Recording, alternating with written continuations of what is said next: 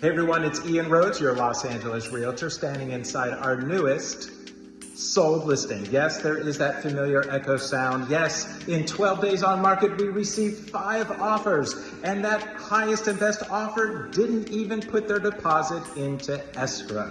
So we went to the next highest best offer, and they found something else. So the third offer, yes, they went forward. Yes, this was their newest income opportunity property for their portfolio.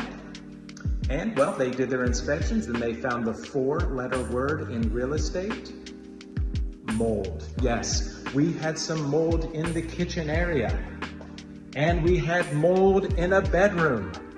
Yes, the seller, it fell in their lap to take care of it, because that mold remediation, which also involves asbestos removal, must be certified and cleared so that buyer can move forward to the closing table. And yes, we took that on for our seller to remove that stress and to relieve that liability, and we took care of it in timely manner. We closed $30,000 over asking, which helped with those repairs because mold remediation is expensive. And well, we navigated to the closing table, and now our seller is sold and out. Thank you for the opportunity.